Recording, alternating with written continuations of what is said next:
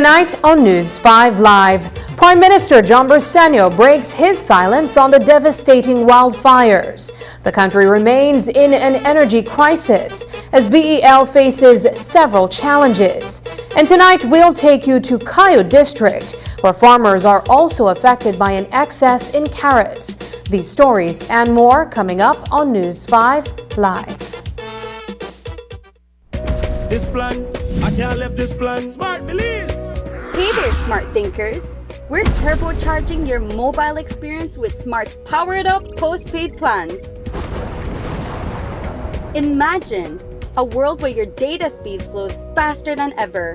Well, guess what? We've cranked up the dial and unleashed the postpaid power of Smart's lightning fast LTE data on all our postpaid plans. That's right, no speed bumps, more data. It's like having a limitless highway of data speed at your fingertips. Whether you're a lone ranger with an individual plan or a squad rolling with a group plan, everyone gets to surf, stream, and share at enhanced, full, high-quality speed. Switch to Smart's powered-up postpaid plans today and ride the wave of postpaid power.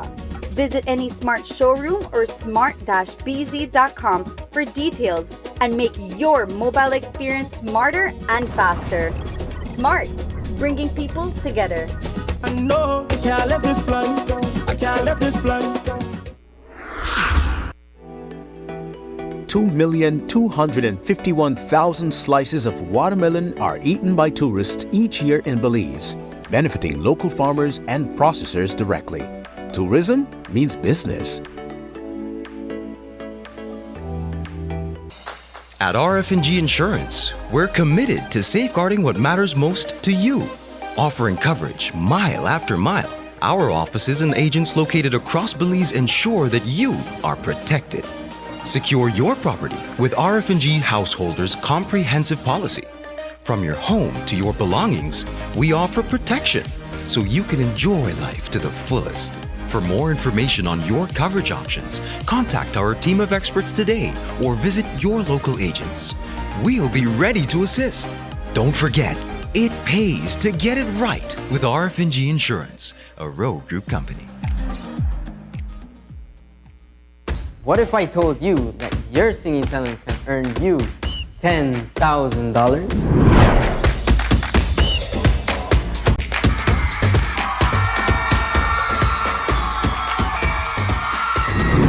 And what if I told you that you can stop singing in the shower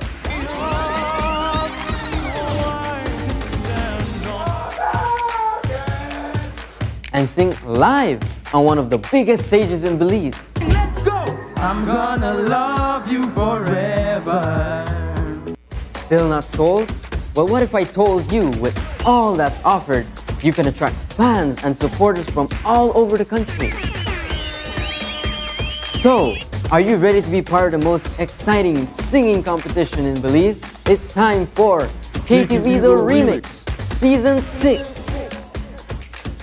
Auditions will take place on Saturday, June 1st and Sunday, June 2nd.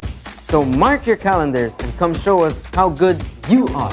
This is your chance to make it big and win big. KTV The Remix Season 6. It's hot, it's live, and it's only on 5.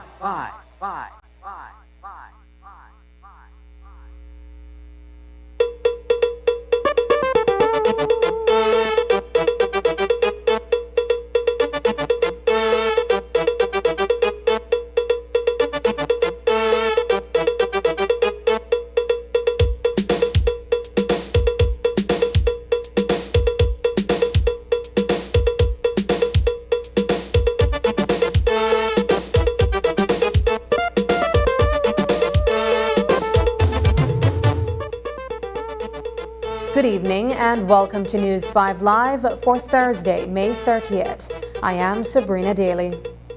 Wildfires continue to burn across Toledo and Cayo districts, with no rains forecasted in these areas at least for the next few days.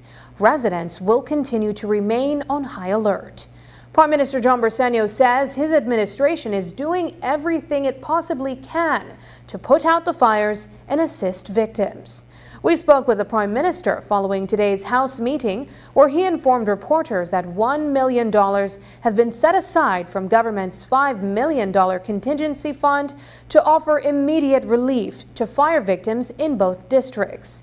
PM Briceño also touched on the issue of slash and burn, which is believed to be one of the primary causes of these fires. He, like the area representative for Toledo East, said last week that he believes that the method should be done away with and replaced with a safer farming practice. Here's what he told reporters. I think the first thing we need to accept is that climate change is upon us. That the way we do things, that we did things 10 years ago, 20, 30 years ago, we can no longer continue to do that. The issue of slash and burn is something that has to be something of the past, and that no agriculture, we have to be using science and technology. I like to use this story about my grandfather who lived 102 years, and he was a subsistence farmer. And he knew when it's time to fall the bush, when it's time to burn, when it's time to plant. He just knew. But if he was alive today, he would be totally confused because things have changed so dramatically. So the first lesson is that we have to understand that we can't continue the ways of the old, we have to do better. What have we been doing? Well, we've been doing a lot of work. If I need to give credit to our ministers that they went immediately on the ground, not profiling, but actually working there, looking at moving, mobilizing resources, and it's almost like all hands on deck. I'm right now, all the different ministries that can help, from human development, housing, MIDH, and that's where the minister was wrong. MIDH has been on the ground. You have Ministry of Agriculture, Forestry, Sustainable Development, Nemo. So all of us are on the ground. But at the same time, we quickly realized that this was not just an ordinary fire like other times. So we immediately declared it a national disaster. By doing that, we can then access international assistance. We wrote to IDB, we wrote to Kabaya, both of them have already responded that they are going to assist us.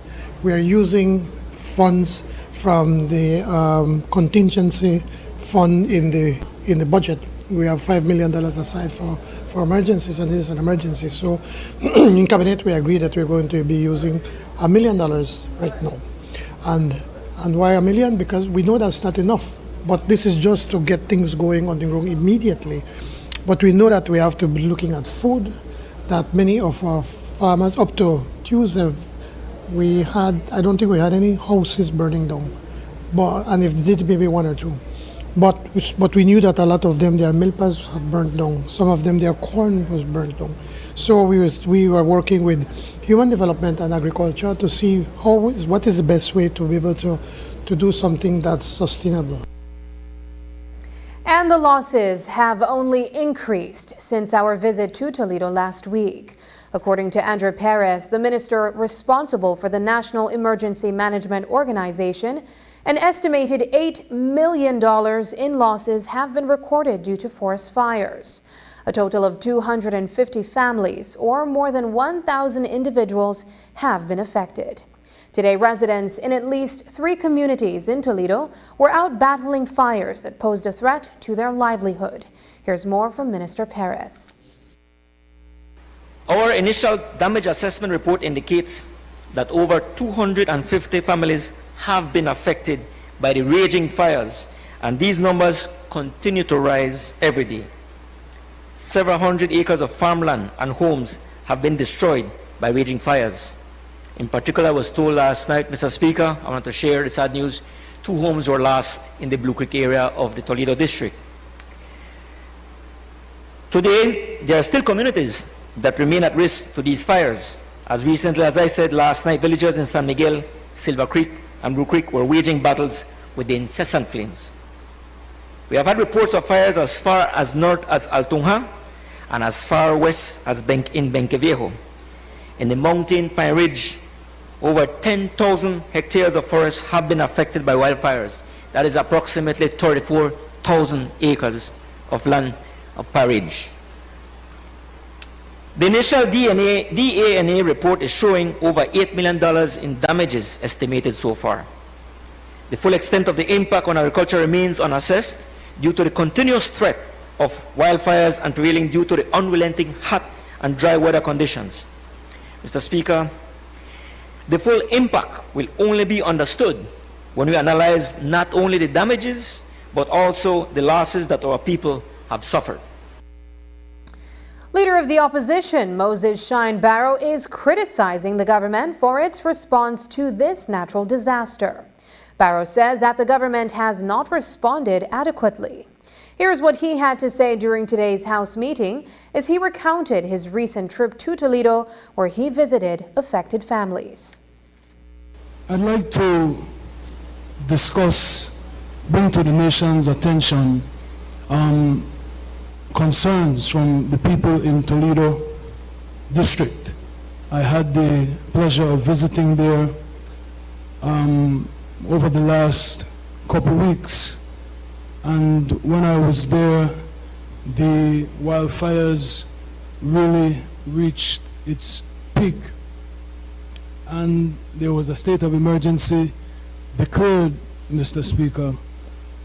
But what is happening in Toledo East and Toledo West brings into sharp focus the failures of the Briceño administration, and I would like to present these failures for corrective measure. We need, as a government, as a nation, to become policy oriented. We need, as a government, to anticipate these emergencies and be ready, Mr. Speaker. We know that it is dry season. Traditionally, the farmers across the country are preparing their farm and their land for planting crops.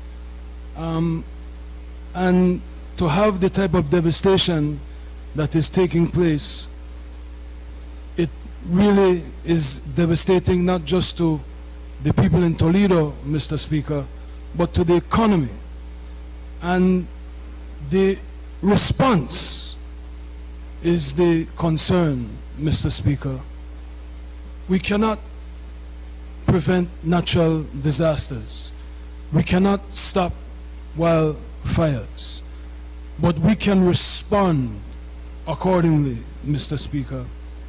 And when I visited Trio Village, for example, in Toledo East, about 4 families I had gotten the chance to see.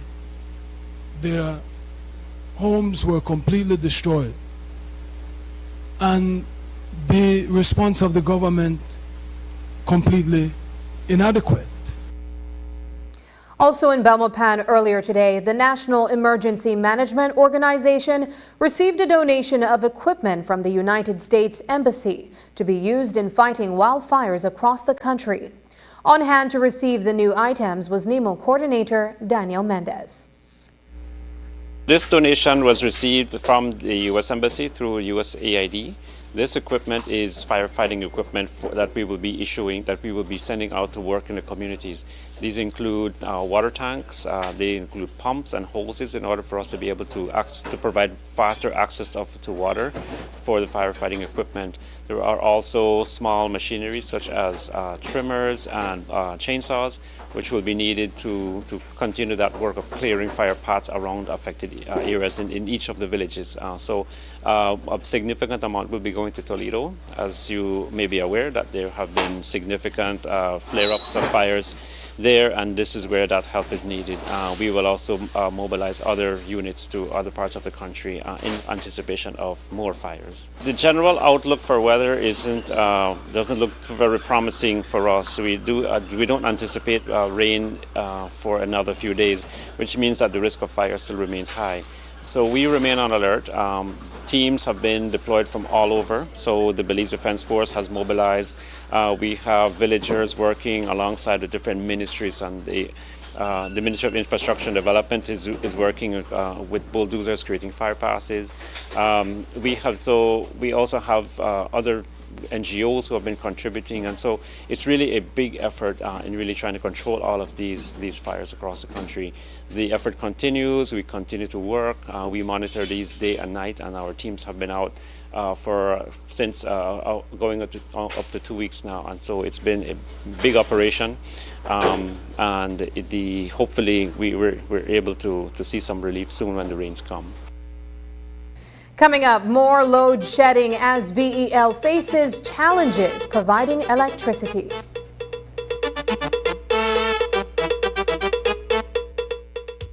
In a world driven by technology, the Digi Scholarship Program opens doors to endless possibilities. Welcome to the Digi Scholarship Program, where dreams meet innovation and knowledge transforms into action.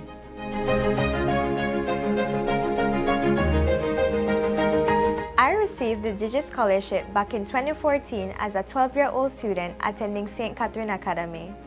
It's been 10 years, and the journey since receiving that scholarship has been a whirlwind.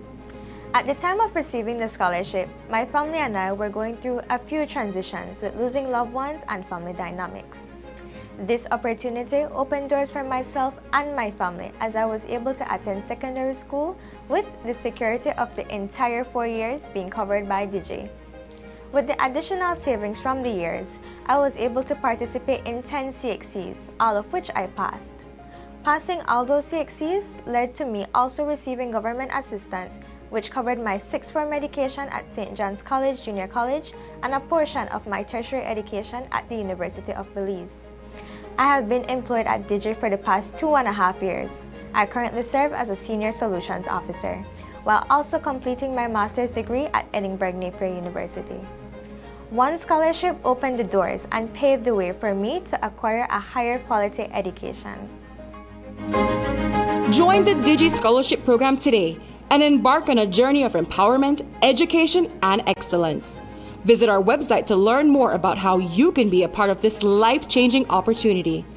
Apply now and unlock your potential with Digi. Digi, our national telecom. Shop smart for your Samsung devices in Belize and enjoy benefits you won't get anywhere else. When you shop locally for your Samsung, all your devices will be covered by a 1-year local warranty. You won't get that when shopping with the other guys. When in doubt, always look for the Cellular World seal to know you're getting the real deal. Shop with confidence and enjoy your Galaxy knowing that it can be repaired locally at our Samsung Service Center by certified Samsung technicians using original parts and machinery. Even better, enjoy the best LTE experience in Belize, knowing that your Samsung devices are compatible with major local carrier networks. Get the ultimate Samsung Galaxy experience only when you shop from authorized Samsung resellers nationwide. Life is full of precious moments we're cherishing, moments that shape our present and lay the foundation for our future. But amidst life's beautiful tapestry, there are uncertainties we must confront. How do we secure today while protecting tomorrow? Introducing RF&G Life Insurance, your partner in safeguarding what matters most. With a RF&G Life Insurance plan, you can ensure financial security for your loved ones, providing them with a safety net for the future. From identifying and recommending plans suitable for your unique needs to expert advice every step of the way, RF&G Life Insurance is committed to protecting your family's legacy. Choose RF&G Life Insurance for peace of mind you can rely on. RF&G Life Insurance, securing today, protecting tomorrow. Your life, your legacy.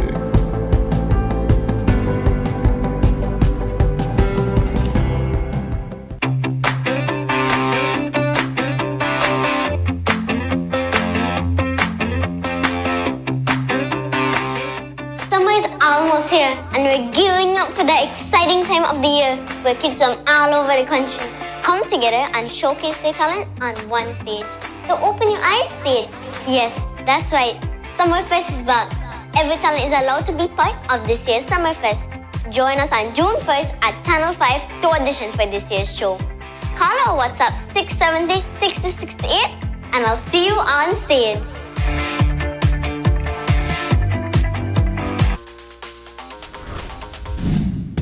I'm connected. Yo. I'm connected. We're connected. Create the perfect broadband bundle that fits your style with Smart Connect. With the Junior Bundle, get 50% off your national calls and up to 6 gigabytes of data at no extra cost. Get postpaid added on for an additional cost of only $25 with the Prime Bundle. Stay connected with unlimited smart-to-smart calls plus 6,300 megabytes of data and free international minutes. For the family, get the Binge Watchers bundle with Netflix add-on for only $28.13 more.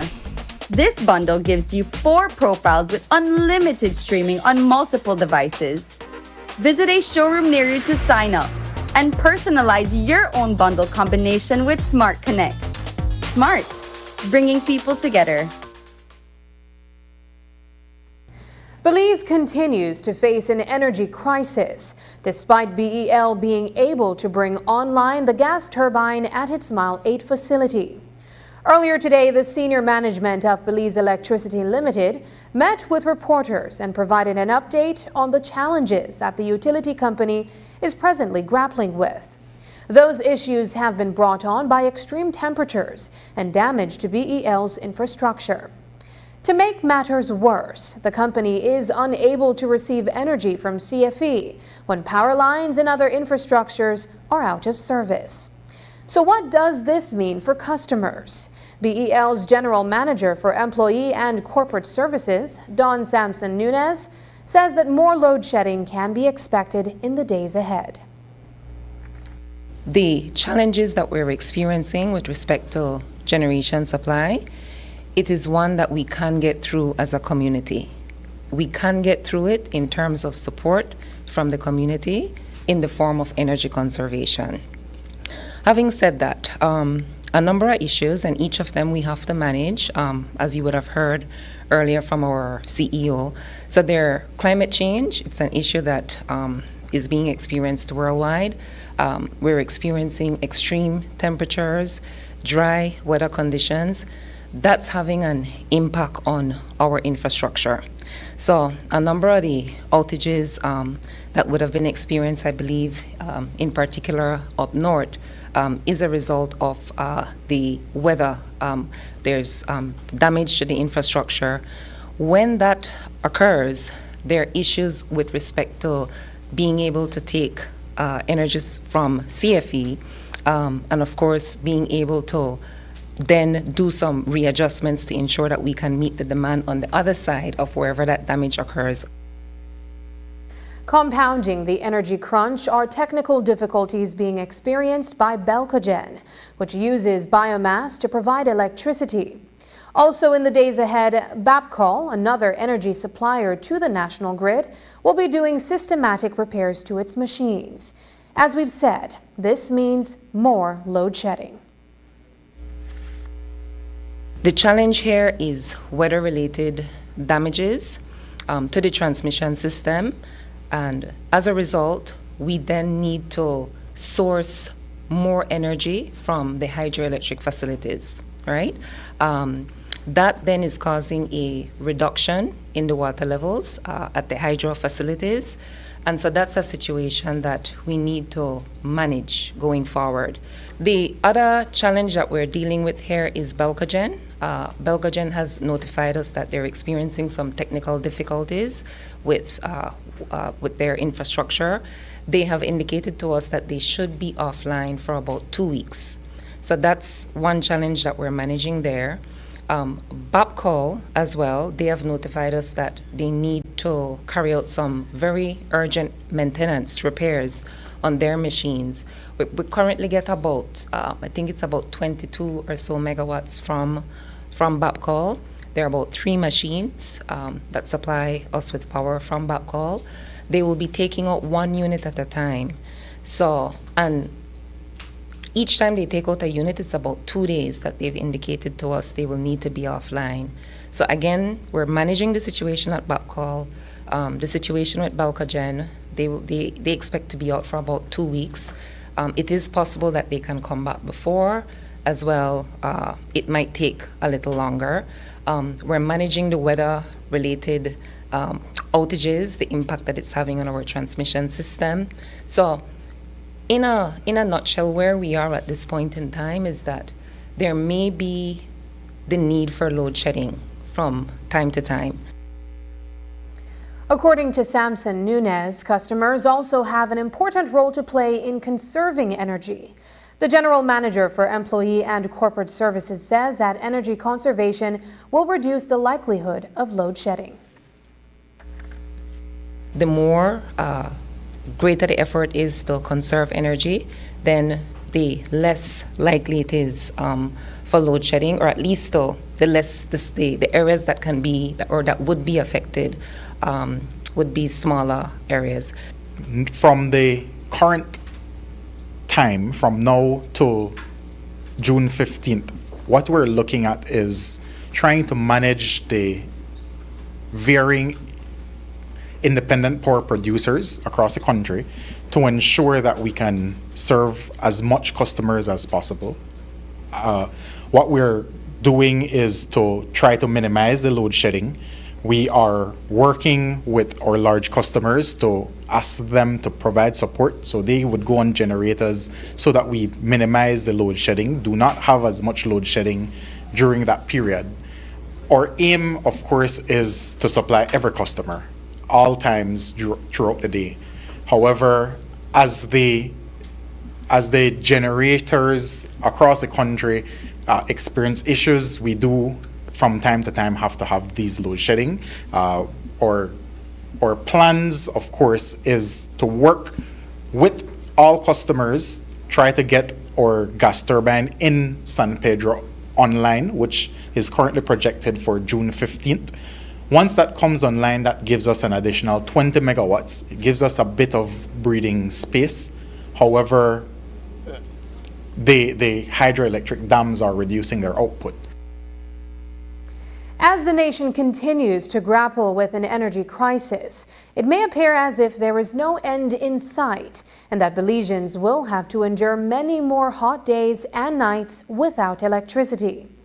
Well, Michelle Shabat, the Minister of Energy, says the Briceño administration is putting things in place for the short and long term, as he sought to provide some reassurance to the public.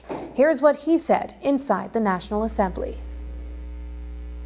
As we reflect on the electricity sector in the past couple of months, we can see how climate change is affecting our everyday lives. On April 4, 2024, the Philip Wolfson Airport recorded a new record high temperature of 100 degrees Fahrenheit. Last week, there was also a new record high of electricity demand of 127 megawatts, caused by the increased use of ACs and fans to deal with the insufferable heat. And, Mr. Speaker, the electricity demand is expected to grow to 135 megawatts in June, levels never before seen in our country.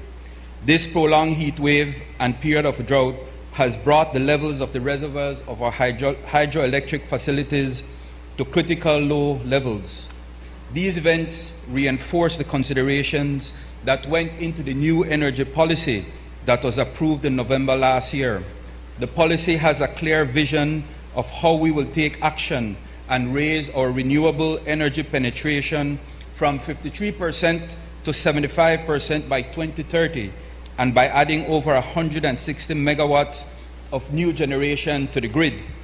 This increase in generation will meet our future demands, which is projected to be at 165 megawatts based on current trends. A couple weeks ago, I traveled with the Honorable Prime Minister to Cancun, where we met with the Mexican President to discuss the supply of electricity from CFE to Belize. Mexico is committed to assisting us, and we have the assurance that after the 2nd of June 2024, the supply from CFE will stabilize. And in addition, we have a commitment to extend the supply from CFE by 25 megawatts more. After the break, Belize on Rio celebrates career educator Diane Azueta. But first, here's a weather update with data from the Belize Met Service.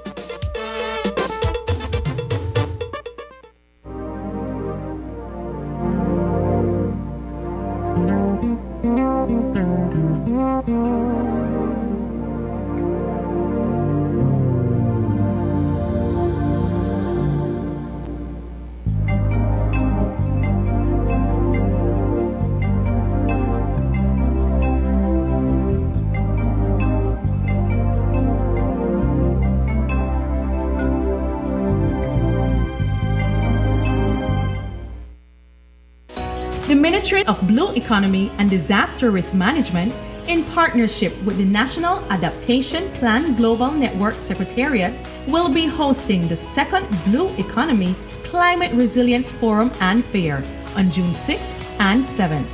This year's theme is linking science and livelihoods towards climate resilience for the coastal zone and fisheries sector of Belize.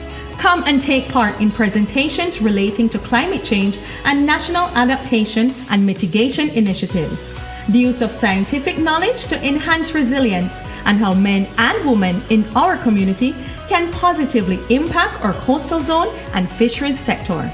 On day 1, June 6th, the Blue Economy Forum will provide a platform for NGOs, academia, and private citizens to present your plans, projects, and national initiatives at the Belize Biltmore Plaza from 9 a.m. to 2 p.m.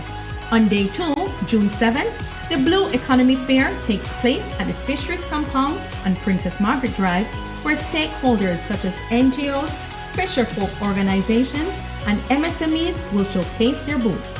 There will also be lots of raffle giveaways. Everyone is invited to the second Blue Economy Climate Resilience Forum and Fair on June 6th and 7th. For more than 30 years, CAM2 has been a supplier of premium quality lubricants to distributors across the U.S. and abroad. With its roots in auto racing, the brand began as a joint venture by Sun Oil Company, General Motors, and Roger Penske to develop a superior performance motor oil that propelled Penske Racing to a victory in the Indy 500 race. Turning its success on the track into confidence on the road, premium CAM2 lubricants were developed and offered to consumers as do-it-yourself automotive products beginning in 1975. Beginning modestly with just a few items, the brand has grown tremendously and now offers hundreds of automotive, industrial, commercial, and performance products to its customers across the U.S. and around the world. Superior quality, outstanding value, unmatched service. At CAM2, we're committed to you.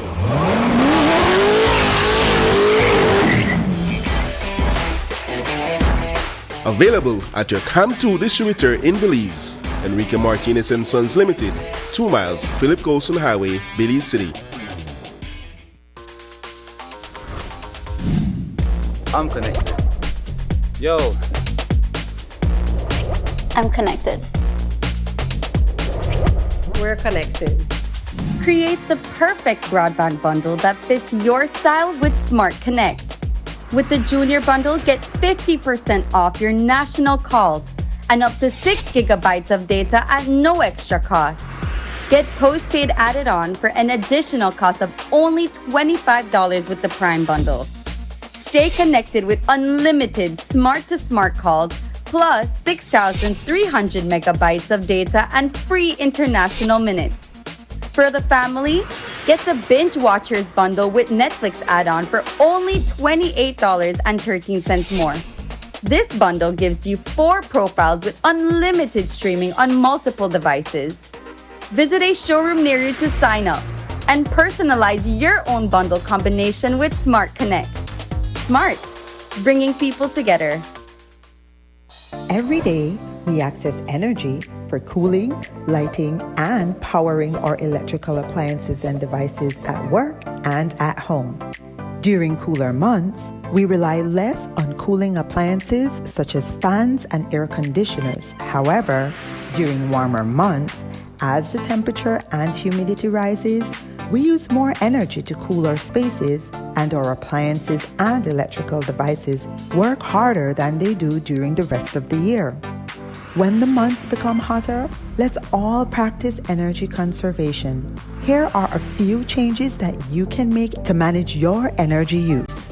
Check that all appliances and electrical devices are working efficiently. Turn lights off when not in the room. Unplug chargers, appliances when not in use. Turn off fans and TVs. Use energy-saving light bulbs such as LEDs.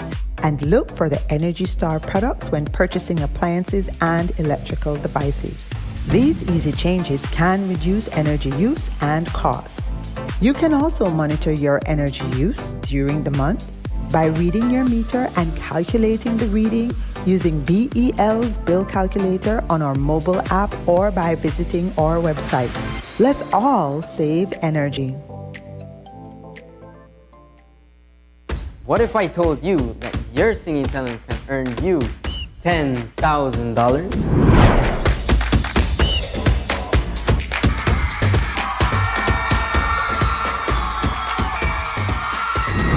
And what if I told you that you can stop singing in the shower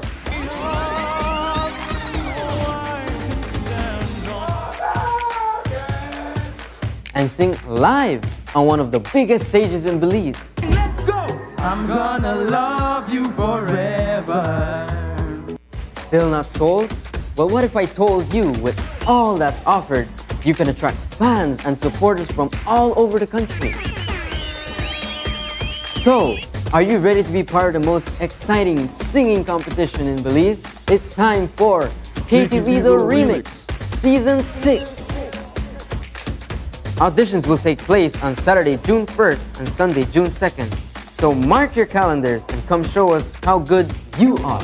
This is your chance to make it big and win big. KTV The Remix Season 6. It's hot, it's live, and it's only on 5.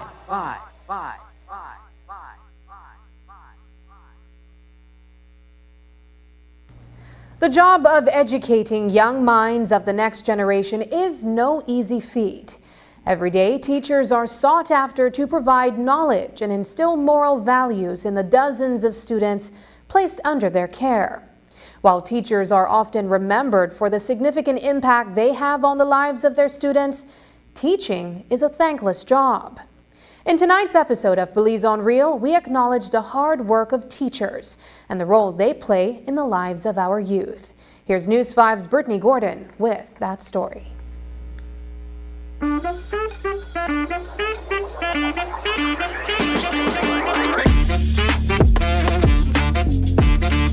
If you've been teaching in Belize for more than a decade, chances are that you are a recognizable face in education.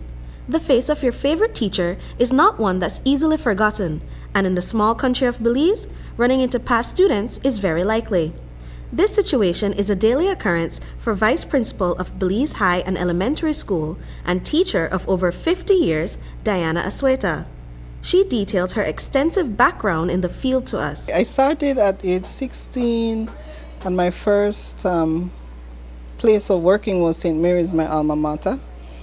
And shortly after going there, probably 2 years into it, I went to the Teachers College, got trained, and I was called back immediately after finishing internship to go and lecture up there at about age 19. So I was lecturing teachers at that age, and then I went to study in England.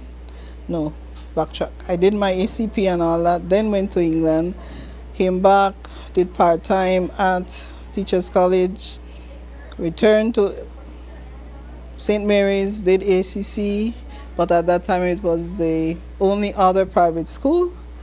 So I did that, and then on to St. Mary's again, Queen Square, Grace Primary, and now I'm here. But each time it was like 7 years, so I think God had a hand in that.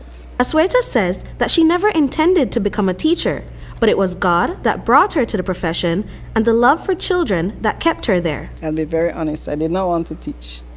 I'd seen my mother do it, and I was convinced it was too much work.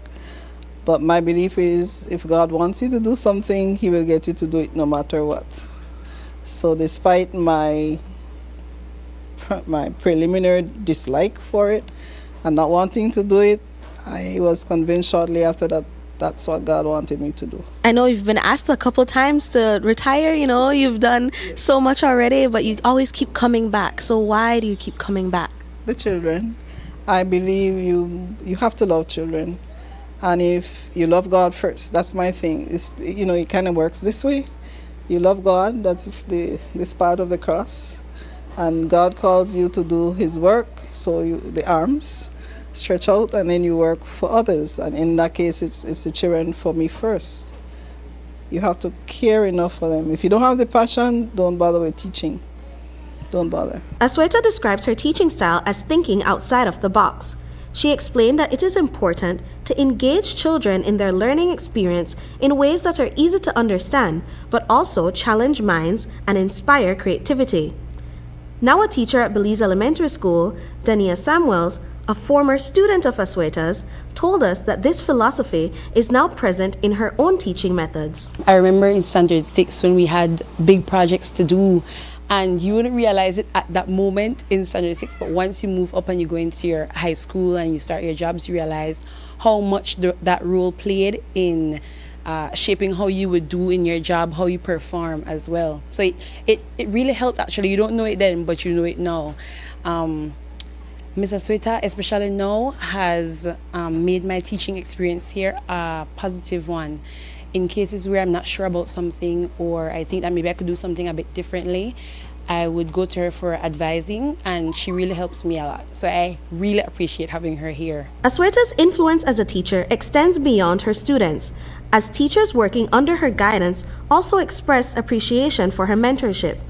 Kendra Hoare, a fellow teacher at Belize Elementary School who has been teaching for over 11 years, explained how much Asweta has impacted her. My teaching style definitely changed because she tells you what you can do, and she doesn't only tell you to change something, she gives you ideas, she sends you links, reinforcement. She's very good at helping you whenever you need help. And what's one thing that you try to implement into your classroom that you hope will leave a mark on your students? Something that I try to implement, and I got this from Ms. Asweta, is to think outside the box. I encourage my students to make sure that we are not ordinary, we are not basic, we are the best.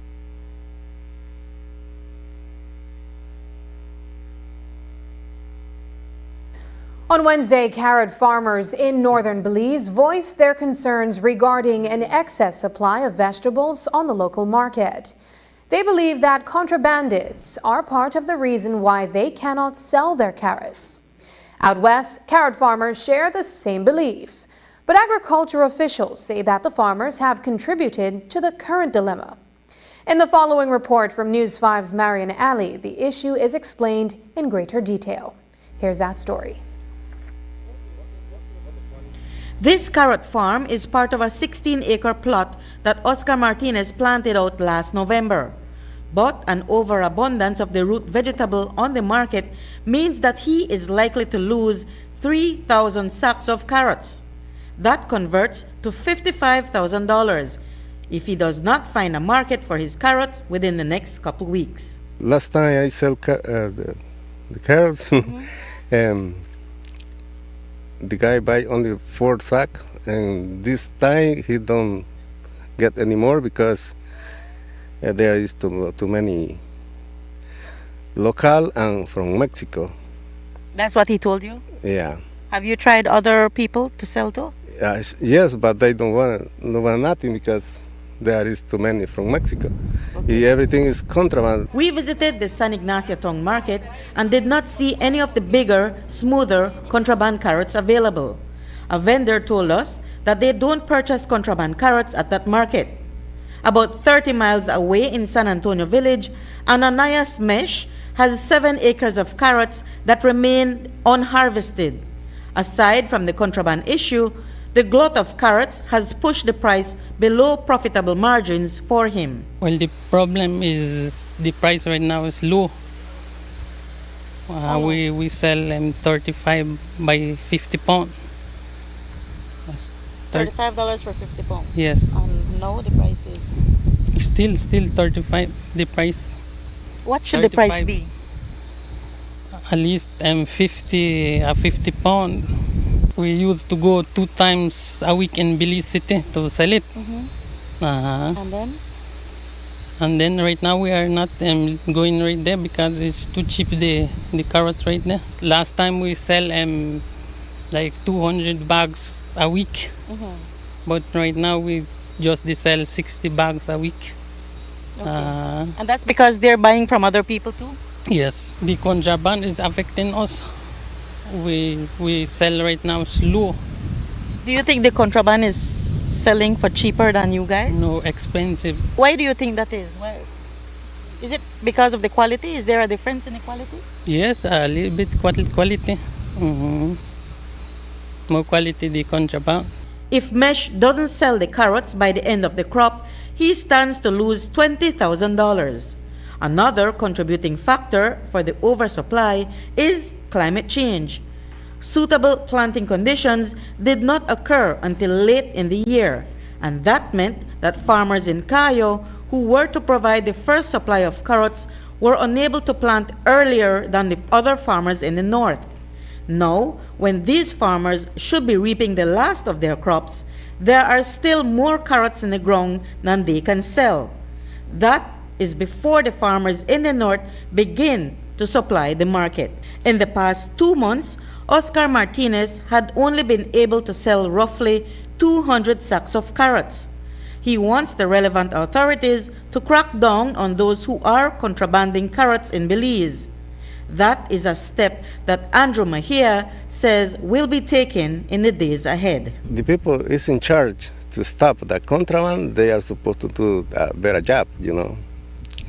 If they don't do a good job, the contraband never stop. They don't stop the contraband, I never plant carrots again. When we do activate and we're after this exercise, that's the first thing we're going to do, activate the vegetable interdiction unit to ensure that all entities come together and we try to see what's the source of the problem.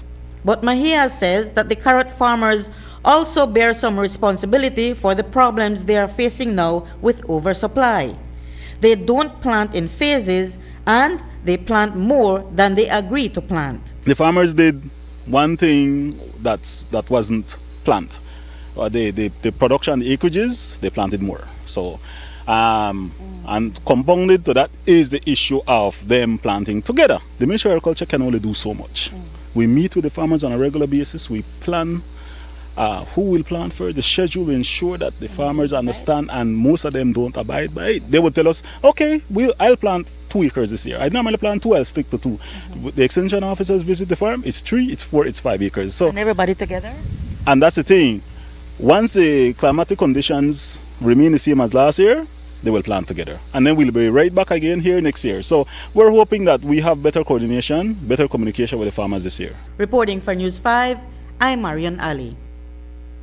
Last night we told you about allegations that law enforcement officers at the northern border are being dissuaded by government ministers from stopping individuals crossing sugar into Mexico. The assertion is that ministers are calling the law enforcement officers, telling them to allow these individuals because they have permits from Baja.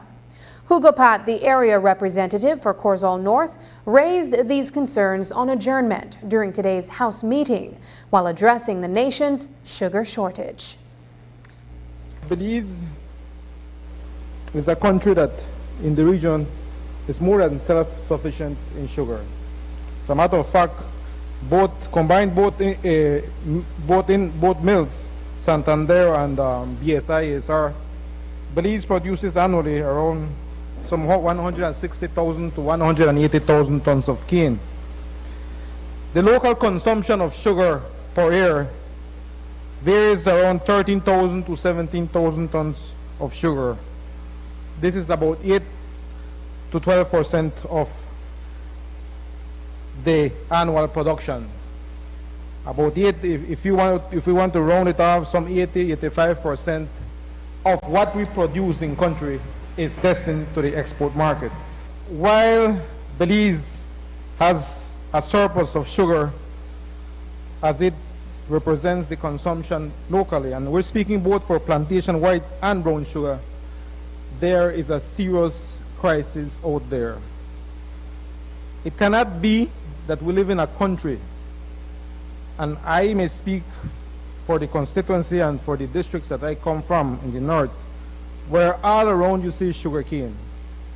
And yet when you want to buy sugar for the consumption of families, for the small businesses, for the single mother who produces candies, for those small bakers who want to produce bread with sugar, and for all those other businesses that see themselves affected by this scarcity, you can't get any. And what makes matter worse, Mr. Speaker, we have some very reliable reports about our law enforcement officers who are doing an excellent job at our borders, that at countless occasions have intercepted sugar being, and I will call it unofficially, exported, rather not to call it contraband, just to get a call from ministerial intervention indicating to them, look, you have to release that sugar because this particular person has a permit to export. A permit accordingly, and I'm not making any accusations, member from Orange Rock South, but they're saying that they have an export permit from Baja. And one of the main reasons why contrabandists are drawn to exporting sugar illegally into Mexico is because they fetch a premium price on the other side of the northern border. So, is the solution to raise the price on the local market? Prime Minister Briceño says that will not happen because his administration has a social responsibility to Belizeans. So a price control team is now going from store to store to find out which wholesalers are fulfilling their obligations to sell locally. The ones that are found to not be selling their sugar to the local stores may become prime suspects. We also have a social responsibility to the Belizean consumers. One. Secondly, we cannot compete with the prices across the Chetumal. The brown sugar that's being sold at BSI for 34 cents a pound is being sold for about almost $2 a pound in Chetumal. So if you want to say we have to raise the price over there to stop the contraband, it's not going to happen. We're not going to do that. But thirdly, it's also not fair on the cane farmers who have been, well, in effect, subsidizing sugar for the rest of our consumers. And so the fourth point that I'd like to make is that what he has said, the minister, is that now we have to find a formula where we can justify an increase, where we can assist the farmers and help to try to see how best he could slow down a bit the attempt to contraband. But also we have to work on enforcement. And there's a number of things. And what he was saying, price control have been going to these supermarkets and telling them, who do you buy your sugar from? Where from? And wanting to trace from the store to the wholesaler to BSI. And by doing that kind of way we call reverse engineering, you'll be able to see who of these wholesalers are not selling to the local stores. And then after that, then we can go to BSI and say, look, these people are not selling the sugar at the local market, they're allowing it for it to be contraband. And also we have to try to tighten as best as we possibly can our borders, but as you know, our borders are porous. We have a very large border and you could cross almost at any point in our border. So it's a number of things that we have to take into consideration, and it's not just a clear cut, or just raise the price. When we return, murder in the Garden City. A Belmopan resident is shot and killed.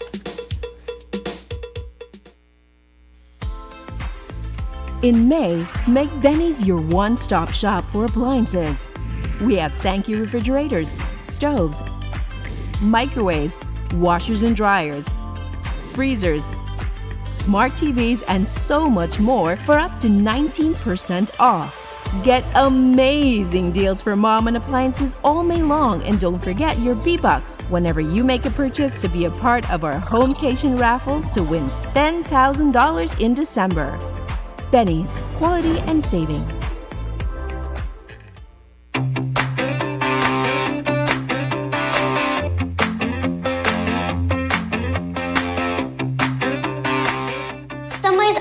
almost here, and we're gearing up for the exciting time of the year where kids from all over the country come together and showcase their talent on one stage. The Open Your Eyes stage. Yes, that's right. Summerfest is back. Every talent is allowed to be part of this year's Summerfest. Join us on June 1st at Channel 5 to audition for this year's show. Call or WhatsApp 670-6068 and I'll see you on stage.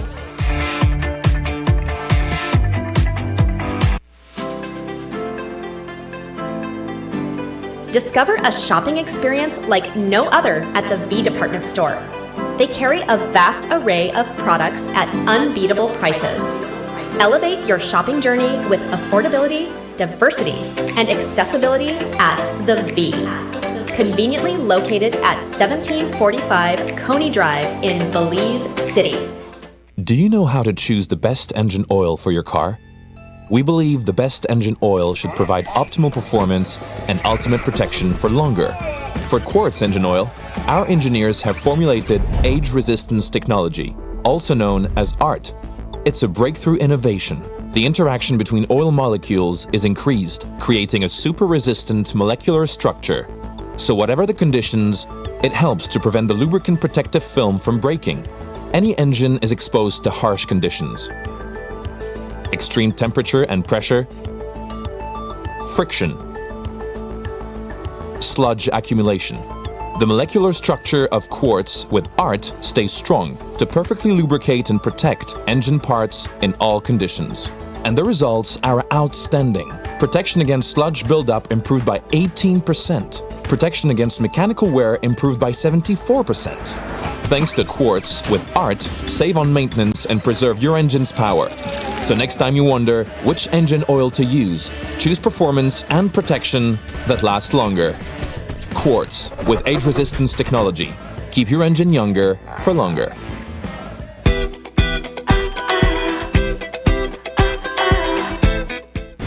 As they fight for power in Toledo, PUP aspirants are talking a lot about poverty and how desperate things have gotten under their government. Poverty in Toledo has increased. I mean, these are things that we are practically back on the 20th century.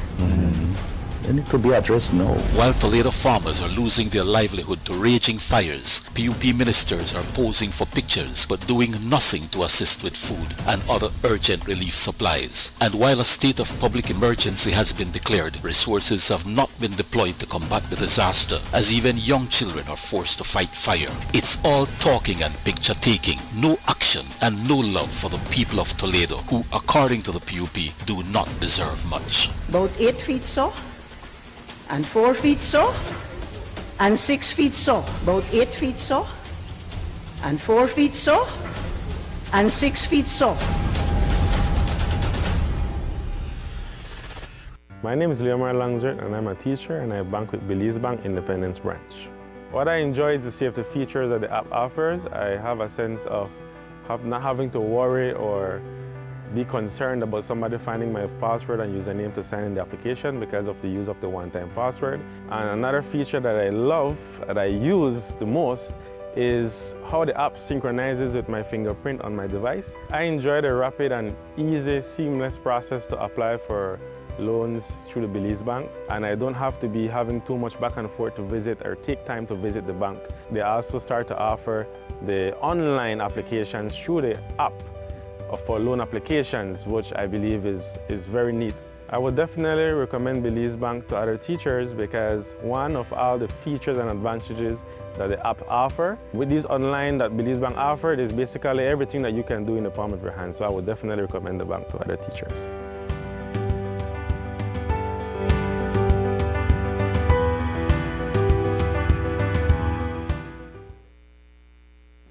Police are seeking one individual following a murder in Belmopan. Reports are that 36-year-old Solomon Coleman was walking alone with his brother on Cemetery Road when a gunman on a bicycle targeted him. Information suggests that the brothers were socializing not too far from where Coleman was gunned down when they decided to go for bears at a nearby store. There are no details on the motive for this incident currently. Coleman and his family were preparing to relocate from the area today. We sought comments from the family, but they declined. We will continue to follow. 30 police commanders from across Belize have completed the Trafficking in Persons, Identification and Investigation training at the National Police Training Academy. The session was conducted by the Human Rights Institute and covered trafficking in persons identifiers, as well as other topics. The training is part of an ongoing initiative to ensure that police officers are well equipped to identify and investigate cases of human trafficking effectively. The participants also had hands-on approach and use of real-world scenarios on the issue. The police department says it plans to conduct training sessions on the same topic with officers of various ranks across the country as well. A date is yet to be announced for a Toledo East by-election following the death of PUP area representative Michael Espat. So today, reporters asked the Prime Minister when the by-election will take place. His response was that we will find out when he decides. I think that's something for me to decide. And when we did decide, then you will find out. But it has to be done, I think, by the third week of July, so take a day. Is there anybody you're leaning towards in Ikotnistan? Well, I'm just waiting for the, I'll be supporting the candidate of the choice of our supporters in Toledo East. So there's an expectation that there may be a convention down there? Of course, they're campaigning out there. We've made public announcements, and there are 3 very good candidates that have expressed their interest in supporting, representing the PUP and the people of Toledo East. The Bersenio administration has finally introduced a Representation of the People Act to give effect to the redivision report of the Elections and Boundaries Commission. Several elected representatives are on record voicing their concerns with the recommendations outlined in the report. The expectation is that the report will be voted down by the lower and upper houses because it is deemed unconstitutional. But that is a process that must take place according to the consent order signed in 2020. So what happens after? Will the Bersenio administration endeavor to redraw the constituency borders before the 2025 general elections? We asked the Prime Minister. Well, the law requires us to bring it to the House, despite the fact of what others may feel. I think both political parties have expressed concerns with the report.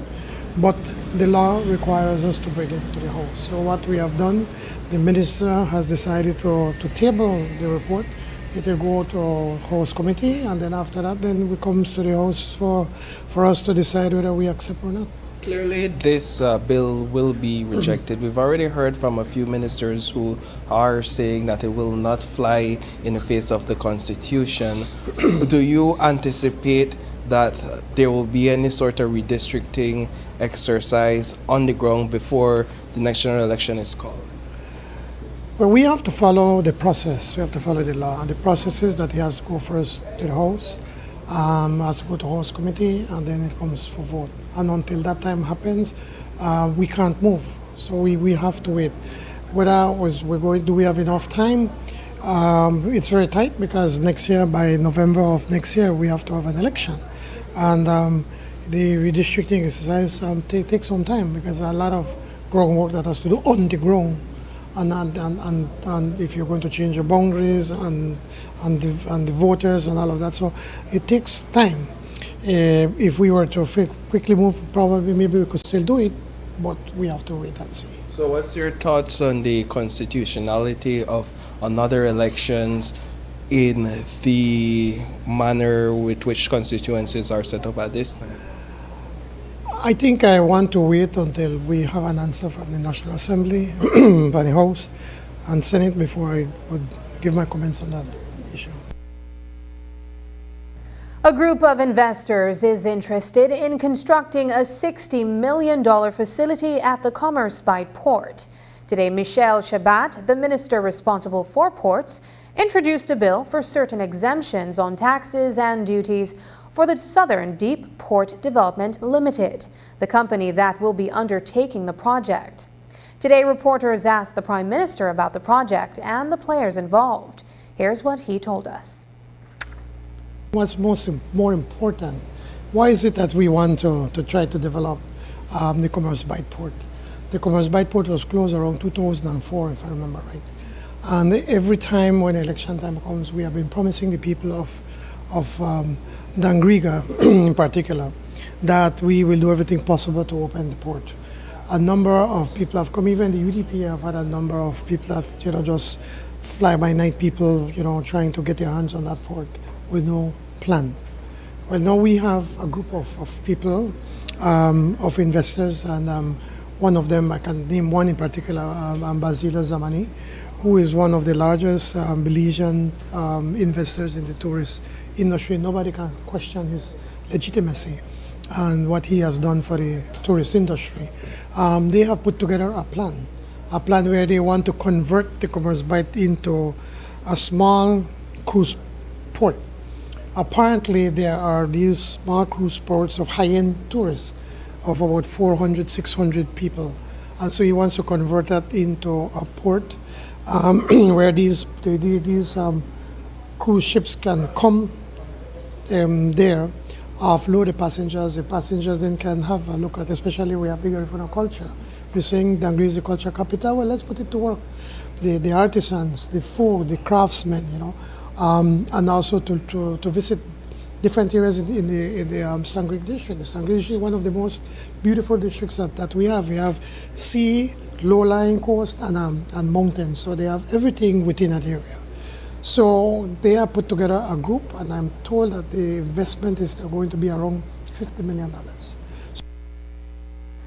Up next, Belize camping experience kicks off Scoops for Hope. Design Depot is celebrating its 3-year anniversary. This May, get a chance to paint your entire home for free. Free? Free? Free? That's right. For 3 months, Design Depot is celebrating its 3-year anniversary with 3 lucky winners. Increase your chances to win with every $100 spent, all while enjoying exclusive store-wide specials and unbeatable deals on your favorite brands. Stay tuned to unlock June's extravagant prize. What are you waiting for? Shop now and join in on the celebration. You can be the next lucky winner. Some restrictions may apply. Design Depot, all in one place.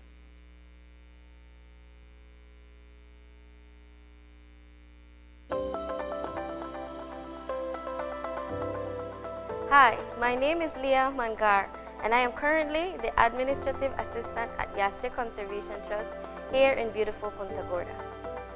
I received the Social Security Board Scholarship in the year of 2021. After I was told that I was a successful recipient of this scholarship, I was very grateful. This scholarship has assisted me in various ways. Firstly, it relieved me of financial constraints. So that was the main obstacle that was keeping me back. But receiving this scholarship allowed me to gain the skills and the knowledge that I needed to attain the job that I currently have. I would just encourage you all to apply to the scholarship, and the process is very, very easy. You will find a link and it will direct you to everything that you need in order to submit your application. And once you submit it, pray and just hope for the best, because you just will never know if you can get it.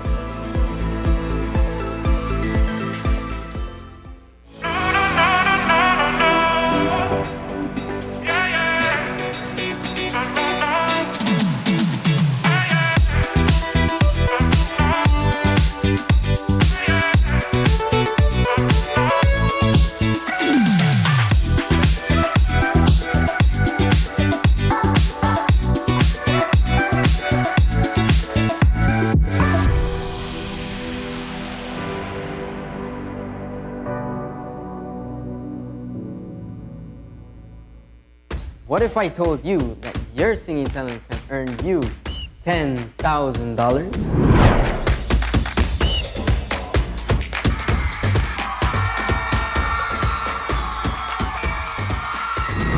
And what if I told you that you can stop singing in the shower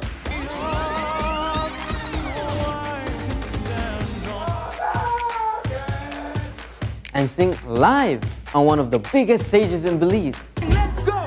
I'm gonna love you forever. Still not sold? Well, what if I told you with all that's offered, you can attract fans and supporters from all over the country? So, are you ready to be part of the most exciting singing competition in Belize? It's time for KTV The Remix Season 6. Auditions will take place on Saturday, June 1st and Sunday, June 2nd. So mark your calendars and come show us how good you are. This is your chance to make it big and win big. KTV The Remix Season 6. It's hot, it's live, and it's only on 5. This plan, I can't leave this plan. Smart Belize! Hey there, smart thinkers. We're turbocharging your mobile experience with Smart's powered up postpaid plans. Imagine a world where your data speed flows faster than ever. Well, guess what? We've cranked up the dial and unleashed the postpaid power of Smart's lightning fast LTE data on all our postpaid plans. That's right, no speed bumps, more data. It's like having a limitless highway of data speed at your fingertips.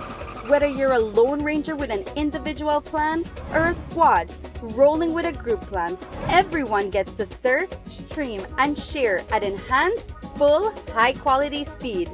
Switch to Smart's powered-up postpaid plans today and ride the wave of postpaid power.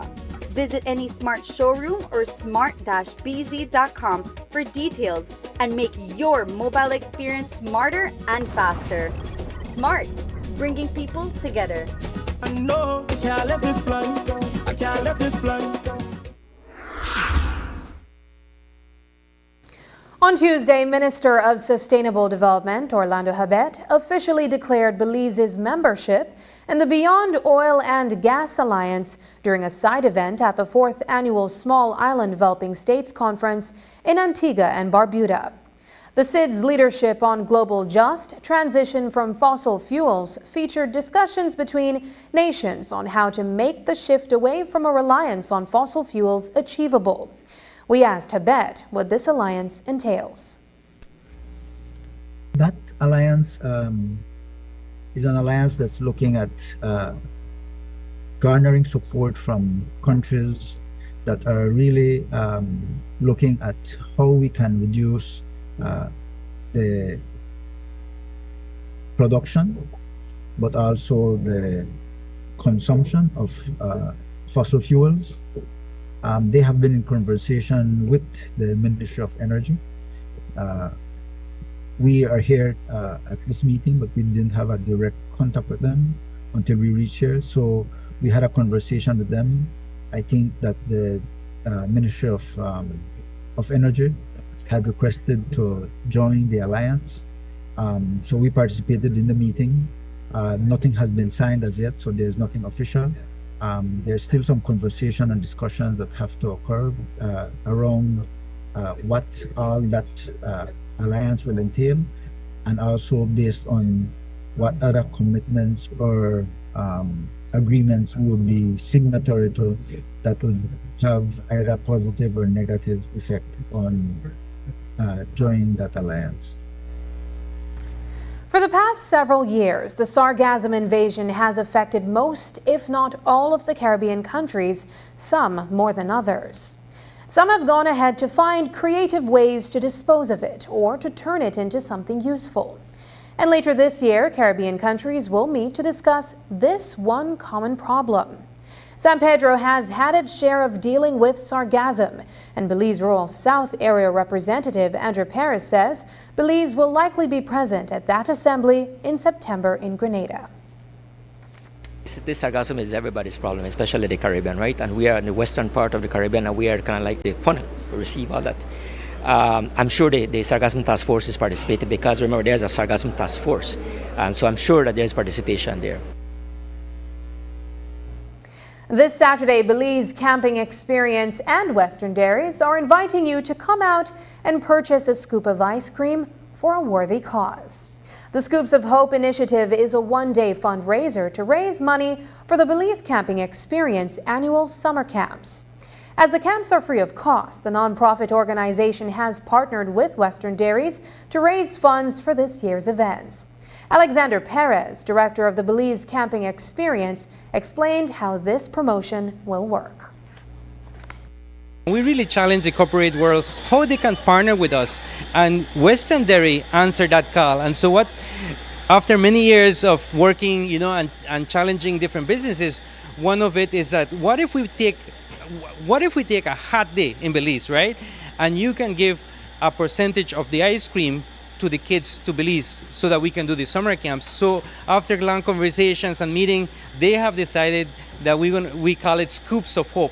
That for every scoop you buy on June 1st, which is this Saturday, 50 cents will go towards the kids for the summer camps that are taking place. So if you buy 2 scoops, that's $1. I would encourage everyone to buy 3 scoops. And in that way, you can be a part of that vision to see Belize changing Belize. And so how it's going to work is that if you come to the Western Dairy branch and you say, let me get a bucket, then I know Belizeans want to support, because we need community for us to run these programs, but that's not going to work. It has to be scoops. It doesn't count in any other product, but if you say, I will bring my container and put me 10 scoops, that is going to work. Or you can get it in a little cup, that's going to work. It's an invitation for everyone.